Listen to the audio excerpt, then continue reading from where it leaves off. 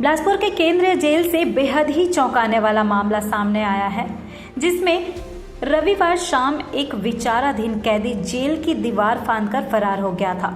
इस मामले में जेल प्रभारी रोशन साहू की लिखित शिकायत पर सिविल लाइन थाना पुलिस ने आरोपी राजा गोंड के खिलाफ अपराध पंजीबद्ध कर जांच शुरू की और फरार कैदी की तलाश में जुट गई। इसी बीच पुलिस को सूचना मिली कि आरोपी बंदी मस्तूरी में छिपा हुआ है, जिसके बाद पुलिस ने घेराबंदी कर आरोपी को मस्तूरी से गिरफ्तार कर जेल भेज दिया है। फरार आरोपी मस्तूरी थाना क्षेत्र के गतौर का रहने वाला है, जो चोरी के मामले में केंद्रीय जेल में सजा काट रहा था। अस्पताल वार्ड में बंद आरोपी राजा गोंड वालगार्ड के ऊपर चढ़कर जेल की दीवार का सहारा लेकर फरार हो गया था। हालांकि फरार कैदी को पुलिस ने पकड़ लिया है, लेकिन इस घटना ने जेल की सुरक्षा व्यवस्था पर एक बड़ा सवाल खड़ा कर दिया है। सीजी भास्कर के लिए बिलासपुर से जिया खान की रिपोर्ट।